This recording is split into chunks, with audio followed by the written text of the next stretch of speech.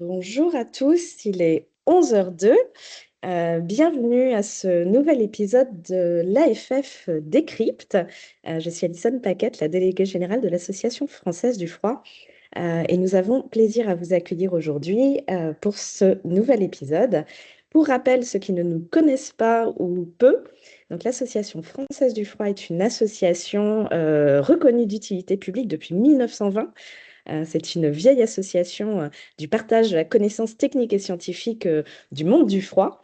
Et nous avons aujourd'hui le plaisir donc d'accueillir deux experts qui vont venir aborder un sujet très intéressant dans l'écosystème du froid, mais pas que, puisque finalement leur sujet est applicable à tout type d'industrie et tout type de secteur et de filière.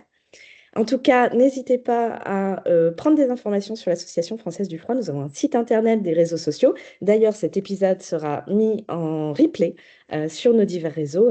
Et donc, je vous propose d'accueillir dès à présent Benoît Simonet et Christian Rabin, nos experts du jour. Bonjour Benoît, bonjour Christian. Je vous propose de Bonjour. vous Bonjour. présenter et d'attaquer cette présentation. Juste pour rappel, il vous est demandé de bien vouloir éteindre vos micros jusqu'à la fin de la présentation et vous aurez un temps de questions-réponses avec nos experts à la fin du sujet. Merci à tous. Bonjour à tous. Donc, je suis Christian Rabin. J'étais autrefois donc directeur R&D et innovation dans un groupe qui s'appelle le groupe Sebron. Et bonjour, donc je suis Benoît Simonet, donc j'étais dans l'équipe de Christian auparavant et aujourd'hui je travaille chez Sodistra, qui est une entreprise qui fait des centrales de traitement d'air sur mesure en polyester. Et donc on va vous présenter comment devenir leader dans l'innovation de rupture. Donc le démarrage déjà c'est de savoir en fait quelle est l'entreprise, comment est-ce qu'elle fonctionne, quelle est sa vocation, pourquoi elle a été créée. Et cela permet en fait de définir un petit peu ces valeurs. Dans l'idée en fait des valeurs, on va vous prendre l'exemple, par exemple de Sebron, où l'idée en fait sa vocation c'était l'énergie à tous les degrés. Les valeurs qu'elle prenait en fait c'était il y avait une notion de créativité, une notion d'éthique à l'intérieur. Euh, la vocation peut évoluer au fur et à mesure. Ça veut dire que dans le cadre de Sebron, en fait, il a été rajouté après, enfin, de l'optimisation énergétique. L'objectif, c'était de créer du froid et du chaud, en fait, à toutes les températures, et en même temps, de pouvoir faire une optimisation d'énergie. Après, une entreprise, en fait, elle a des DAS, donc des domaines d'activité stratégiques. Donc, c'est des couples produits-marché. On peut prendre en exemple, en fait, une notion, par exemple, de climatisation et de secteur tertiaire. Et dans ce couple-là, en fait, le facteur clé de succès, ce sera par exemple le prix. On peut prendre un autre exemple, en fait, qui est le froid industriel dans l'industrie. Et dans ce cas-là, le facteur clé de succès, ce sera la technologie, la technique. Donc, Donc, dans les prérequis, ce qu'il ne faut pas oublier, c'est le but de l'innovation. C'est bien savoir pourquoi on va le faire. Donc, la première chose, ça va être se différencier des concurrents et le faire reconnaître. Ça, c'est extrêmement important. De mettre en valeur l'image de l'entreprise. L'exemple d'être innovant, d'être un peu la Formule 1 et d'être à la réponse du futur pour les clients. Et le but aussi, c'est de développer des nouveaux marchés, développement de nouveaux produits. Donc, on peut faire du transfert, c'est-à-dire qu'au même client, on peut vendre des nouveaux produits ou créer des nouveaux produits et créer des nouveaux marchés. Et ce qui est important, c'est tout le temps aussi d'avoir la notion de créateur de valeur ajoutée, aussi bien pour l'entreprise que pour le client. Et une devise, innover que si c'est utile. Donc après, dans les prérequis, vous avez le mix de pré-innovation. Donc la stratégie de l'entreprise, c'est la prospective. Donc ce qui est très important avant d'innover, c'est de savoir comment le monde sera demain, mais surtout comment l'entreprise voit son futur, qui est souvent un système matriciel avec différents scénarios, etc. La réponse des défis du futur, donc vous avez un exemple du changement climatique. En général, si vous travaillez sur le climat, on a des variations de 1 degré par heure en France. Et quand on a des variations rapides qu'on voit aujourd'hui, on est à 10 degrés par heure. Donc, ça va influencer et tout autour. Et ce qui est important aussi, on va faire du marketing, pas du marketing traditionnel, mais de l'innovation. La notion de fenêtre de temps pour l'innovation est très importante. Il faut arriver au bon moment, au bon endroit. Il faut aussi voir ce qui est attendu par le client et qui n'est pas disponible sur le marché. Et les tendances géologiques, c'est très important. On voit que les pays scandinaves étaient dans le partagé, et donc il va falloir créer des systèmes, puisque la sociologie vient souvent des pays scandinaves. Voilà. Alors, dans les prérequis aussi, il y a ce qui est important en fait au niveau de l'innovation, c'est de choisir le marché. Donc, c'est le choix du marché, donc il y a une analyse à faire. Donc, c'est bien que l'entreprise doit choisir vers quoi elle veut innover et sur quoi elle veut innover. Euh, donc, déjà, son analyse du marché, c'est qu'est-ce qu'attendent les clients? Est-ce qu'ils attendent de la sécurité, une simplification, une rapidité en fait, voilà, au niveau de leur innovation, qu'est-ce qu'ils attendent là-dessus? Et il faut regarder après ce qui est l'état de l'art. C'est-à-dire qu'à un moment, il y a des choses qui existent, il y a des brevets qui ont été faits, les innovations qui sont présentes, et c'est de savoir où est-ce qu'on peut se situer à ce niveau-là et où est-ce qu'on peut innover. Mais dans tout ça, il ne faut pas oublier les us et coutumes. Parce qu'une innovation, en fait, si elle est complètement contraire aux habitudes d'un métier, elle ne fonctionnera pas. Donc l'idée, c'est de réussir à comprendre et à regarder en fait les trois éléments et de savoir sur quoi est-ce on peut aller, sur quoi est-ce qu'on peut innover. On peut passer. Donc moi, je vais revenir sur ce prérequis de la fenêtre de temps. Donc on a vu qu'il faut être au bon moment, au bon endroit. Innover trop tôt ou trop tard, ça ne sert à rien. Et surtout l'évolution. Là, le choix de nos innovations, on a été dans le connecté, ce qui nous permettait d'adapter les nouvelles technologies de web serveurs, les systèmes de caméras, etc. C'est-à-dire que notre système de pilotage et d'organisation était évolutif. C'est-à-dire que notre innovation, elle n'était pas has-been parce que les systèmes informatiques ou autres étaient évolués. Alison, ouais. Donc, on va vous présenter en fait innovation en 5 phases globalement. Et moi, je vais commencer par vous présenter la première phase qui est vraiment liée à l'entreprise et à ses hommes. Donc l'idée, donc on va reprendre un petit peu ce qu'on a dit au début, hein. Une entreprise, donc elle a une vocation, elle a des secteurs d'activité dans lesquels elle travaille. Elle a aussi, pour certaines entreprises, en fait, une volonté de développer une culture d'innovation. Ça veut dire d'aller chercher des nouvelles choses, d'aller proposer de faire de nouvelles propositions, en fait, à ses clients. Euh, donc là-dedans, l'idée, c'est, à un moment, certaines innovations, en fait, ont été créées pour un domaine. Dans le cadre de la recherche, on peut resituer une innovation qui avait été faite par le groupe Sebron. Et dans l'idée, c'était les parois diffusantes, par exemple, par flux laminaire. L'idée, c'était de gérer en fait une homogénéité de température en tout point en fait dans le cadre d'un projet de recherche. L'idée, c'était comment est-ce qu'on peut cette brique d'innovation, comment est-ce qu'on peut l'amener en fait sur d'autres clients et comment est-ce qu'on peut la développer et la passer en fait d'un stade de recherche à un stade industriel. Donc c'est ce qu'on avait réalisé en fait pour l'intégrer dans les cellules climatiques et c'était qu'est-ce que ça va pouvoir apporter en fait comme nouvelle choix, enfin comme nouvelle possibilité en fait à nos clients. Et donc on avait trouvé des clients en fait qui étaient intéressés par ce produit-là. Donc on l'a vraiment choisi de le développer. Et une fois qu'on a l'entreprise elle est principalement gérée par des hommes, et donc il faut qu'eux aient envie en fait d'aller sur l'innovation. Voilà, d'aller chercher, d'avoir une habitude au changement et de chercher aller chercher de nouvelles idées, de nouvelles formations, ce type de choses. On peut donner un exemple, par exemple, hein, qui est un technicien frigoriste, pour rester dans le monde du froid. Un technicien frigoriste, en fait, à l'origine, il n'a pas volonté, en fait, à vouloir aller sur l'automatisation, ce genre de choses. Donc, l'idée, c'est de pouvoir former, en fait, les gens pour qu'ils puissent passer d'un stade de technicien à un stade pour entrer l'automatisme, les faire travailler un peu plus sur l'informatique, ce genre de choses, et après, de pouvoir les amener sur la digitalisation. Alison, tu peux. Donc là, la deuxième phase des 5 phases, c'est la vision du futur. Donc l'entreprise, alors qui est composée d'internes et d'externes, on verra plus tard, elle doit voir la vision dans 10 ans. Qu'est-ce qui va se passer, etc. Et ce qui est important, c'est que pour répondre aux défis du futur, hein, changement climatique ou autre, eh ben, c'est au lieu de l'avoir comme une menace, de s'en choisir comme une opportunité. Vous verrez à la fin, le changement climatique, ben, on a développé le premier simulateur au monde en écologie qui s'appelle l'Ecolab. Donc ça a été vraiment source d'opportunités. Donc aussi, il faut que l'entreprise porte cette culture d'innovation et que la stratégie et ce soit intégré à sa stratégie.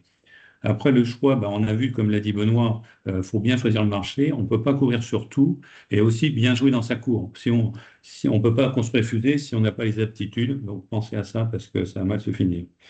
Il faut se différencier donc en, en augmentant cette image de Formule 1 et du futur pour les clients et pour l'entreprise, d'être novateur. Et ce qui est important aussi, la croissance de l'entreprise va se faire sur deux axes, des nouveaux clients. Donc nous, on avait développé des solutions sur les vins et notre innovation a permis d'aller sur le cognac où la valeur ajoutée était multipliée par 10. Les nouveaux produits, donc l'exemple dans les parfums, on a fait une usine de parfums complètement digitalisée. Donc le client avait multiplié par 10 sa fabrication et nous-mêmes, nos ventes et nos valeurs ajoutées, puisque c'était un marché à forte valeur ajoutée. Donc, dans la phase suivante, en fait, c'est le choix du marché cible. Donc, ça veut dire pour une entreprise, elle doit donc analyser et avoir une connaissance en fait du client. Donc, ça, c'est vraiment l'amont. Ça veut dire de sur quoi je veux innover, quelle différence est-ce que je veux créer en fait au niveau de mon innovation. Donc, là-dessus, on repart en fait vraiment sur l'étude du client. Quels sont ses ben voilà, qu'est-ce qui n'est pas satisfait chez lui, qu'est-ce qui peut améliorer en fait son quotidien, euh, quel est l'état de l'art, voilà, aujourd'hui, qu'est-ce qui existe, enfin, c'est un petit peu reprendre ce qui était dit au début, et qu'est-ce qui doit être différent, qu'est-ce qu'il attend en fait finalement. Là-dessus, on a des critères des critères aujourd'hui pour une innovation. C'est-à-dire que l'innovation aujourd'hui, elle doit être dans le durable. Il n'est plus question de faire quelque chose qui soit extrêmement polluant. Donc, on doit tenir compte de ça. Donc, ça veut dire que l'invention, elle doit être technologique, écologique, globalement. Elle doit être économique, mais économique aussi bien pour l'entreprise que pour le client. C'est-à-dire qu'est-ce que ça va lui faire apporter? Est-ce que ça va lui rapporter beaucoup d'argent? Est-ce que c'est quelque chose qui sera rentable ou non rentable? Et autour de ça, il y a tout aussi l'étude sociologie. Dans l'idée, c'est la création que je vais faire, est-ce qu'elle sera acceptée? Voilà, globalement. La partie après, on va aller sur d'autres critères qui sont les géopolitiques. Ça veut dire, par exemple, dans le cas de, c'est bon, on va reprendre un petit exemple là-dessus, c'est le froid solaire. Le froid solaire, c'était quelque chose qui avait été développé pour la partie Afrique, une notion de site isolé. L'idée, c'était de pouvoir créer quelque chose en fait qui soit simple, qu'on puisse réparer facilement, donc globalement qui soit en kit. Ça rentrait aussi dans le cadre de la vulgarisation. Ça veut dire de créer quelque chose de simple, qui ait une utilité réelle et qui n'ait pas besoin d'avoir de connaissances accrues en fait en froid pour pouvoir le faire fonctionner. Euh, L'idée en fait de toutes ces créations-là, c'est ben, il faut qu'on ait une différence par rapport à nos concurrents et une différence qui soit visible pour le client. Donc ça, voilà. Donc l'idée, c'est vraiment, on a ces différents critères et qui permettent d'avoir une innovation en fait qui soit au bout du compte, qui serve à quelque chose. Donc là, je partais de la phase 4. Donc, comme je vous ai dit tout à l'heure, c'est le marketing pour l'innovation. Donc, on voit, ceux qui connaissent bien, c'est le marketing mix des 4P, hein, produit, prix, distribution, promotion. Là, ce qui est important, c'est que si vous faites de la high-tech ou de la low-tech, vos services commerciaux, votre circuit de distribution ne sera pas le même. Ça, c'est très important pour vos clés de réussite. L'autre chose, c'est l'évolution de cette innovation dans le cycle de l'entreprise. On va en prendre la matrice BCG. Vous avez donc à gauche les taux de croissance du marché très forts et à droite la part relative de l'entreprise dans ces marchés-là. Donc vous voyez, on a les produits dilemme. Donc c'est là que l'innovation va commencer, c'est-à-dire on a un marché en forte croissance ou avec intérêt et on a une part de marché très petite. Et après les vedettes, ben là on est sur des taux de croissance très élevés. On a des parts de marché, mais il faut beaucoup de liquidités. Après la vache à lait, donc on est sur les taux de croissance qui diminuent. Euh, et on a des plans de marché importants. Et les points morts, donc voilà. Alors la simulation, c'est qu'on va rentrer à l'innovation, c'est un peu nos enfants. On ne sait pas si on va gagner ou on va perdre. Ils vont devenir des vedettes, hein, ça se tourne que dans un sens. C'est les ados, donc il faut beaucoup les nourrir et on ne sait pas s'ils vont réussir. Et après, ça va devenir des adultes et des seniors. Les seniors, bah, vous pouvez, ça peut rapporter, mais aussi ça peut être de source de grosses pertes, donc il va prendre des décisions. Donc le cycle tourne comme ça. Donc il faut penser que votre innovation, elle doit être demain passée en vedette et vachoniste. Voilà. On va passer à la phase 5. L'industrialisation au niveau de la vallée de la mort. Donc, on a réussi à innover, etc. Et là, la vallée de la mort, bah, il va sur 100 idées qui sont visées aujourd'hui. Il n'y en a qu'une qui va réussir si cette vallée de la mort est mal faite. Donc, ce qui est important, on va travailler sur les verrous technologiques, c'est-à-dire on a notre innovation, elle est faite. Et à un moment, il y a des choses qui vont bloquer, hein, ça, c'est extrêmement important. Et il va falloir les détecter et derrière commencer à trouver des solutions ou pas et avec qui s'allier pour faire sauter ces verrous technologiques. L'autre chose, ce qui est très important, on va coupler la modélisation et l'expérimentation. On a l'exemple d'une usine d'insectes que nous avions fait en R&D. Tous les labos trouvaient 0 kW. Quand on a fait l'étude R&D avec un calorimètre, on a trouvé 40 mégawatts, ce qui a complètement changé le bilan et les solutions. Les différentes solutions, donc ce qui est important, vous verrez d'ailleurs avec le frigo solaire, on était parti à la base, on avait un verrou techno, une solution en détente directe, finalité, on va partir en eau glycolée avec du stockage de glace. C'était le plan B et c'est celui qui va sortir. La phase 6, c'est la fenêtre de temps, donc comme on vous l'a dit, être au bon moment, au bon endroit. Euh, Ce qui est important est en accord avec les tendances sociologiques. Donc, on a vu dans la recherche, où on était un des acteurs importants, que les gens, il y avait un problème entre le technicien qui faisait ses manips dans le labo et les chercheurs. Et en même temps, les chercheurs aujourd'hui en écologie ou végétale, ils passaient d'une notion nationale à internationale. Donc, on a développé un système connecté où tout le monde a accès, quelle que soit sa langue et son niveau, avec des icônes qu'on verra plus tard.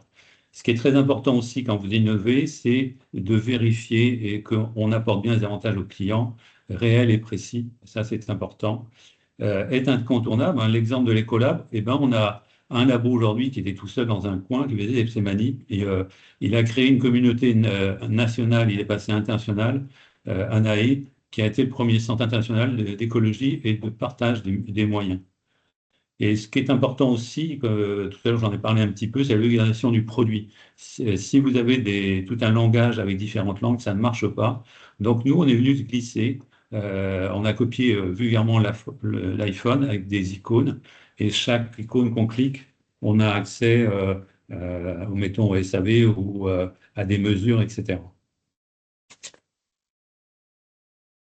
On va passer donc dans les succès internes, c'est développer la culture d'innovation dans l'entreprise. Donc on verra un moment par la suite qu'on crée un pôle innovation, mais il faut vraiment entretenir cette richesse de créativité, l'accès à la parole à tout le monde, et tout le monde doit être innovant. Alors là, ce qui est important, tout ça, ça ne peut pas se faire sans le dirigeant. Hein. On remercie Jacques-Antoine Sébron à l'époque, qui était entrepreneur, qui donnait des libertés, mais qui avait cette culture d'innovant, la culture aussi du risque et la confiance et aussi de ses créativités, sans pour autant contrôler, qui est comme il se doit comme dirigeant. Après, on passe au pilotage. Donc, ce qui est important, c'est que le pilotage n'est pas un système matriciel, ça va être un capitaine avec de l'écoute. Et le but, c'est monter des équipes par projet et gagner à chaque fois. Hein. Alors, la seule difficulté, une des problématiques majeures, c'est d'assembler des fonctionnements de cerveau très différents. L'exemple, un créatif et un pragmatique, hein, et ça, c'est important. On va passer à cette notion de cerveau qui est très important, c'est une méthode d'Hermann. Donc, vous avez un cercle. Donc, le côté gauche, c'est la rigueur, c'est le cartésien, et à droite, c'est le cerveau droit, où on va trouver la créativité différente. Donc, vous voyez en haut à gauche, ce sont les techniciens ou ingénieurs, c'est très carré, mais ils sont autonomes. Ça, c'est important. En bas à gauche, l'introverti, c'est un technicien, mais c'est plutôt l'homme de labo, il lui faut des informations, on doit le piloter. À droite, on est dans la créativité. En haut à droite, c'est les chercheurs, les experts. Ils sont plutôt introvertis. Et en bas, c'est celui qui va être extraverti, qui est créatif aussi, et c'est plutôt le commercial du projet, et le commercial avec les équipes et le manager. Alors, ce qui est très important, tous ces acteurs avec des cerveaux différents doivent avoir un esprit d'aventurier, sinon ça ne marche pas. Le moindre échec, tout s'arrête. On va passer après à une vision globale du projet. Donc là, ce qui est important, c'est que, comme l'a expliqué Benoît, on va encore plus faire une double compétence, une compétence interne, mettons là, dans les métiers de Sébron, c'était le climat, le froid, la digitalisation, l'automatisme. Et on a nos métiers de clients, puisqu'on s'est ciblé sur le marché du végétal et de la recherche, de l'œnologie, enfin viticulteur et cognac. et des alcools et de la cosmétique. Et là, nos techniciens ont été obligés de se former au végétal. Donc, nos frigoristes sont allés en cours de végétal. En froid, ils ont été à l'œnologie, ça leur a bien plu. Mais l'exemple en froid, on a créé, à partir d'une gramme de raisin, de faire une vingtaine de vins différents adaptés à des populations. Et le seul qui était en contact avec les viticulteurs, c'était le technicien. Donc, si on n'avait pas fait des cours d'œnologie, on ne pouvait pas voir notre évolution euh, créative.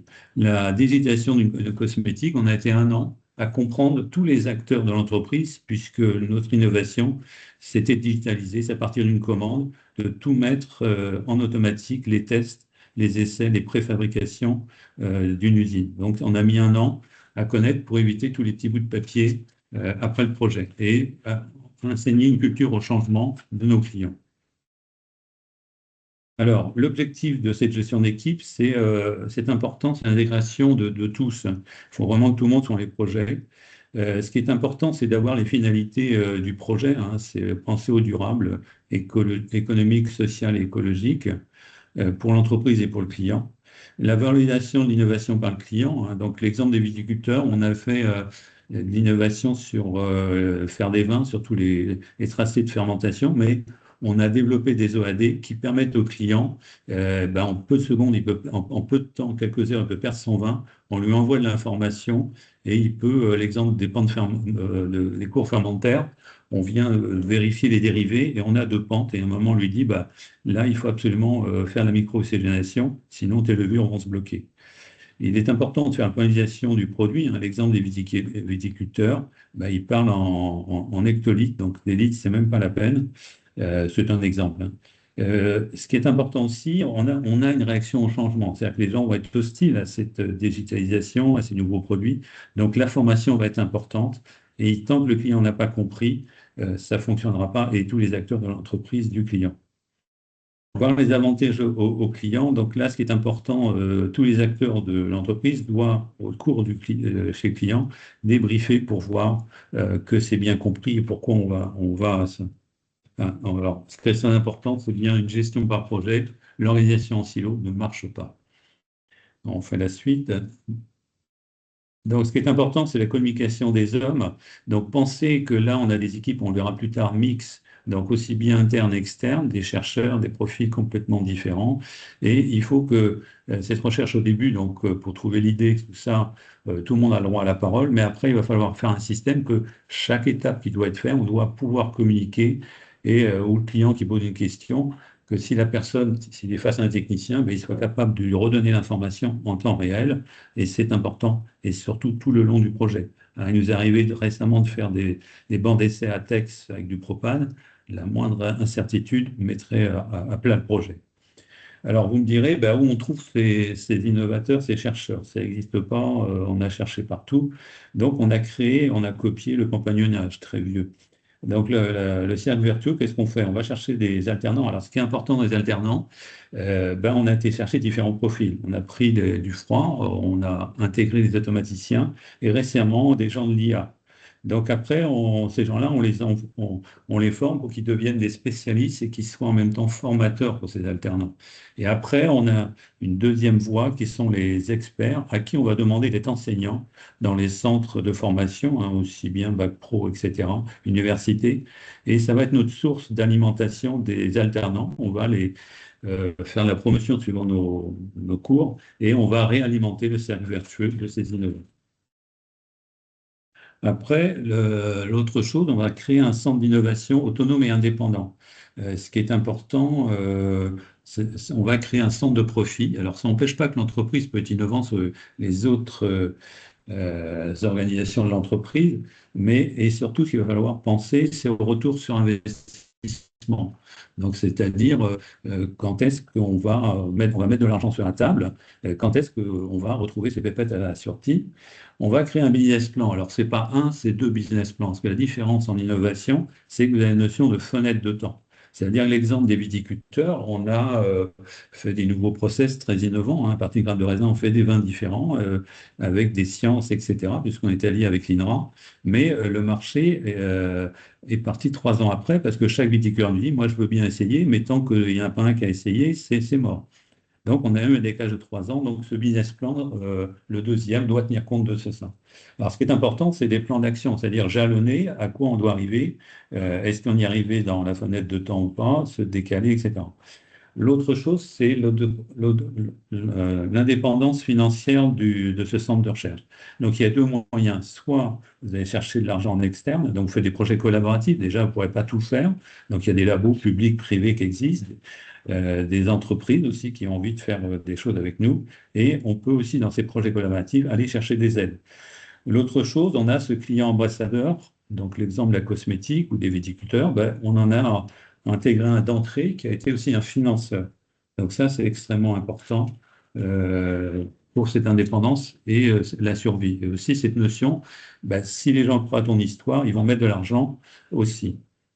Après, on continue, donc il faut créer une équipe mixte. Alors, ce qui est important, c'est qu'on n'a pas tout en interne. Donc, il va falloir combiner les visions différentes. Je me souviens tout le temps d'un projet où on avait une personne qui avait un doctorat de mathématiques. Au début, ça a été dans le splash, dans la modélisation des flux d'air. Donc, il faut penser à culturer tous les gens. Et à côté, on avait des techniciens qui bossaient avec ces personnes-là. Donc, ça, c'est très important. Et de voir ces visions différentes et ces cerveaux différents.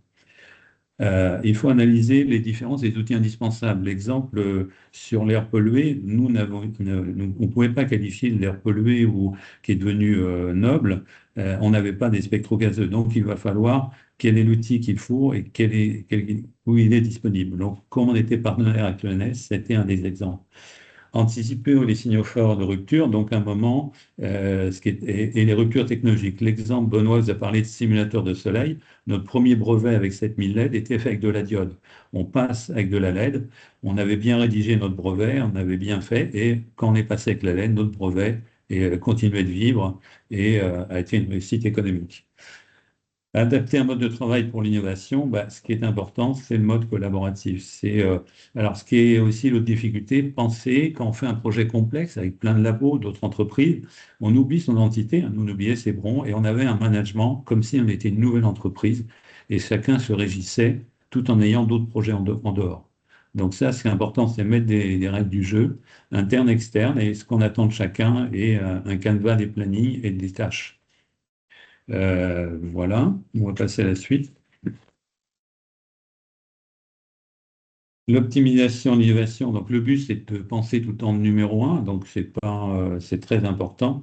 Alors, pour arriver à ça, l'innovation, il faut la faire reconnaître. C'est-à-dire, est-ce que j'ai fait une innovation, j'ai fait mon produit industriel, est-ce que ça va fonctionner? Donc, pour voir ça, il faut adhérer à des réseaux innovants, les clusters. Donc, là, qu'est-ce qu'on va trouver? C'est tous les labos de recherche publics, privés, les écoles et les entreprises qui ont envie d'innover. Donc, l'exemple, c'est Cébron. Jacques-Antoine était président de VGPolis, donc le premier cluster mondial du végétal, et moi-même, j'étais au comité scientifique. Donc, qu'est-ce qui se passait au comité scientifique? Tous les gens qui veulent labelliser leurs innovations vont être obligés de passer. Donc, ce qui nous permet de voir où travaillent les centres de recherche au niveau international, les entreprises où elles vont jouer, hein, l'exemple des semenciers, l'alternative au phyto, on a vu comme défi, et là, on savait où chacun se jouait, et nous, dans 10 ans, comment les scénarios allaient évoluer. Très important, montrer des projets collaboratifs privés, publics, ça c'est bien, mais penser à la notion de propriété est très complexe avec certains labos publics. Donc ça, c'est l'intégrer. Tester ces innovations, donc un des meilleurs tests, bah, c'est de participer à des salons et au concours des salons. Il y a un salon, on a eu 5 médailles, c'était très bien, et d'autres 0, bah, là on se remet en cause et on dit bah, notre truc n'est pas mûr, ne correspond pas au jury, etc. Et l'autre chose qui est importante, c'est coupler la modélisation et l'expérimentation. Benoît vous a parlé de parois diffusantes. À un moment, on a fait donc des cellules de très grande hauteur pour les élevages d'insectes avec des parois diffusantes. Ben là, on a intégré des labos en modélisation et on est obligé de faire des maquettes en grandeur nature puisque nos brevets de base étaient remis en cause et n'apportaient pas les résultats de surpression, dépression et de détente. Alors, l'autre chose qui est importante pour vivre tout en innovation, c'est l'indépendance de l'innovation. La première, penser à protéger ces innovations. Donc, il y a l'enveloppe solo ou le brevet. Donc, le brevet, faites attention, vous mettez la recette. Donc, si votre concurrent met un ingrédient en moins, et son brevet sera valable. De l'autre côté, si vous mettez, mettons, une gaine, vous la mettez carrée, il la met rond, votre brevet, il peut détourner. Il faut aussi penser à être indépendant. Alors, un, n'envoyez pas votre recette à votre fournisseur. Et de deux, ne soyez pas dépendant des fournisseurs à ce sujet-là. L'autre chose, comme je vous ai parlé tout à l'heure, c'est l'évolution des nouvelles technologies. L'exemple dans le végétal, aujourd'hui, on a complètement digitalisé. On a un système d'automatisme qui permet d'intégrer tout type d'innovation, hein. Donc, on digitalise complètement. On peut aller stocker de la donnée sur des web serveurs et d'en aller très, très vite et d'éviter de multiplier par 100 les big data de nos clients. La vision, ça a été toutes les caméras. Aujourd'hui, on fait de la reconnaissance visuelle de plantes en dixième de seconde, que l'autre système, ça serait 3 heures pour reconstituer une morphologie d'une plante en 3D. Et l'IA, ça a été de permettre d'analyser les maladies sur les plantes etc., de manière très rapide. Le passage à l'industrialisation, là, pour réussir cette vallée de la mort, hein, comme je vous dis, il y en a que, si on fait rien, on n'aura que 1 sur 100 qui va performer. Il faut mettre un client témoin, puisque d'entrée, il va nous dire ce qu'il attend, etc. Euh, alors après la démarche, c'est de faire un marketing orienté client. Donc, ça a été important, l'exemple des vins. On a fait une recherche marketing, ce qui allait évoluer dans les consommateurs. On a vu que le grignotage arrivait, que le vin plaisir. Et donc, qu'est-ce qu'on a fait? On n'a pas développé des processus pour faire des vins de haut de gamme. Bien sûr, on pouvait le faire, mais on a surtout, sur des vins déclassés, attaqué les marchés anglo-saxons et chinois, et on a multiplié par 10 la valeur de vins déclassés. Donc ça, c'est un exemple de marketing orienté client, et y compris sur ce marché. Comment le consommateur, dans 10 ans, il allait fonctionner. Donc, l'idée aussi par rapport à tout ce qu'a dit Christian, donc ces difficultés qu'on peut retrouver, donc c'est globalement de pouvoir faire une offre globale, en fait, clé en main, grâce à un réseau. Pourquoi est-ce qu'on dit ça? C'est que globalement, le client, il souhaite avoir un seul interlocuteur, une seule personne.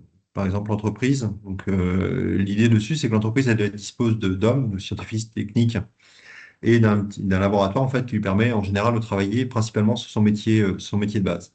La difficulté, c'est que ce qu'elle dispose comme moyen ne va pas forcément répondre à l'ensemble des problèmes en fait, qui sont rencontrés dans le cadre de cette innovation.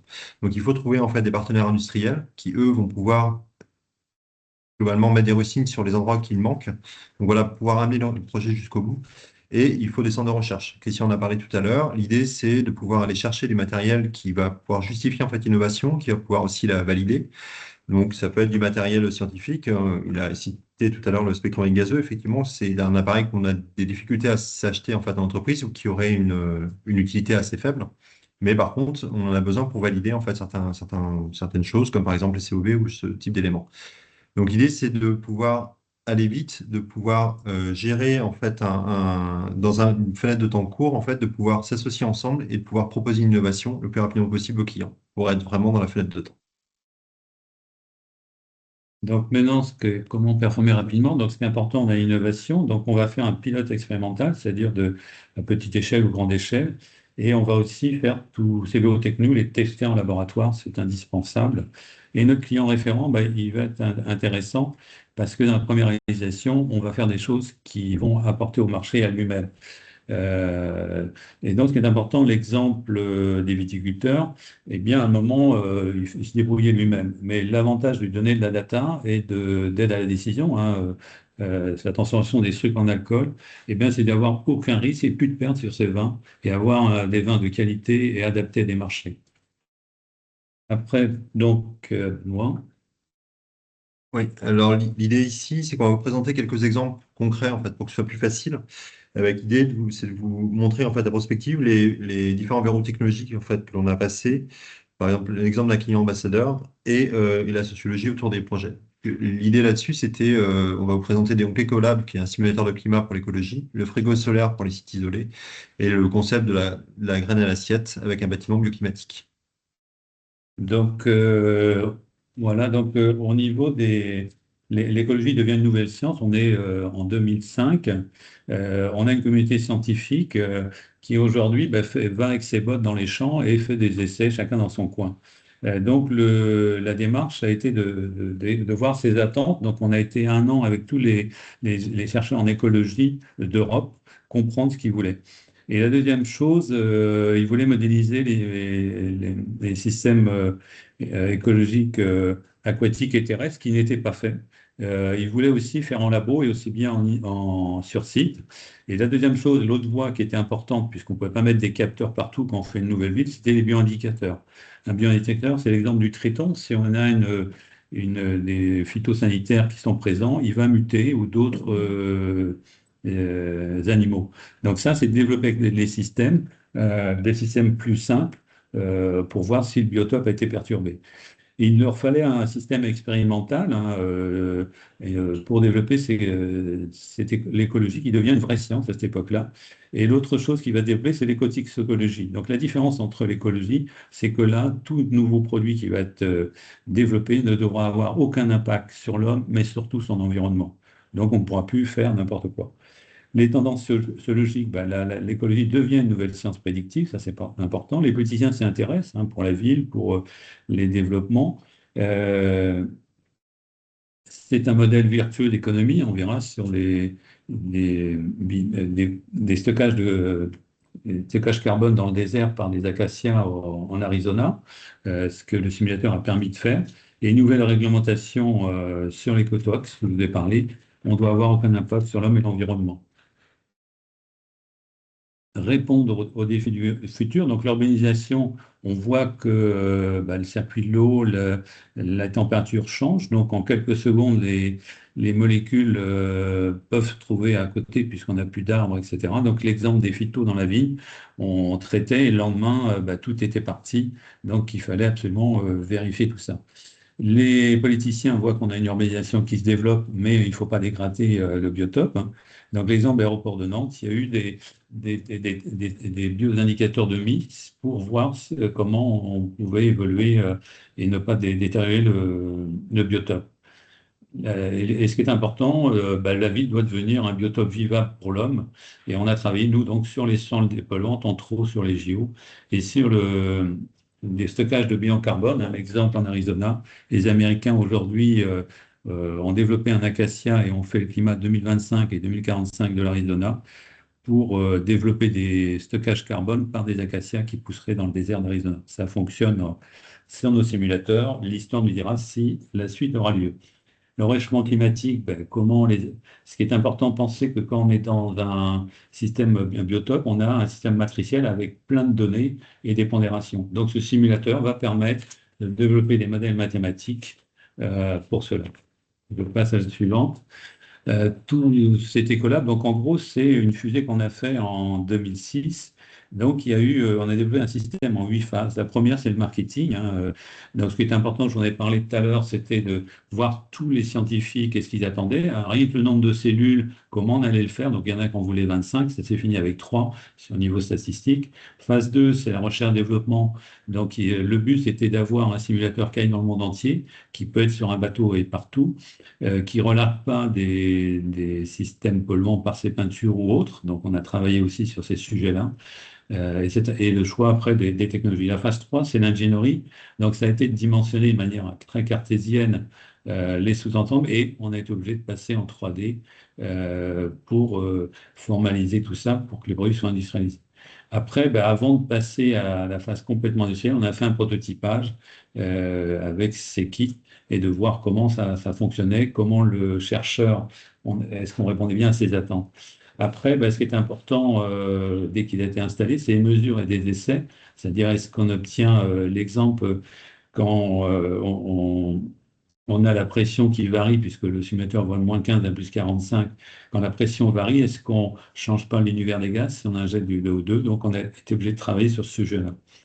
La phase 6, ça a été l'industrialisation. Donc, ce qui est important, c'est à qui on va faire, comment on va faire des modèles qui vont être reproductibles, des sous-ensembles standardisés et en grande série à des prix acceptables.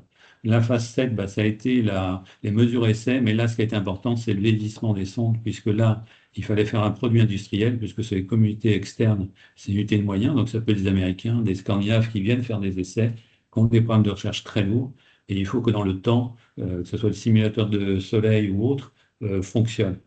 La dernière phase qui était importante, c'est le SAV. Donc, on a un outil extrêmement complexe et on a mis 4 niveaux, deux niveaux chez notre client, donc c'est-à-dire les gens qui utilisent couramment et ces experts qui vont être capables par notre web server, notre système de pilotage, de pouvoir résoudre les premiers systèmes. Et chez nous, ça a été pareil. On a les gens de maintenance, donc frigoristes, climaticiens, qui peuvent intervenir et on a les experts à distance, en connecté, qui peuvent apporter la réponse en temps réel. Et sans ça, ça ne fonctionnait pas.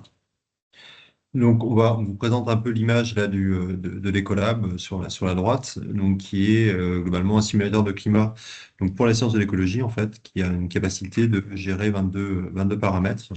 Donc, il faut pas oublier qu'à l'époque, on parle du démarrage en 2006, donc on était sur quelque chose qui permettait de travailler sur 3 fois plus de paramètres en fait que les autres cellules qui existaient.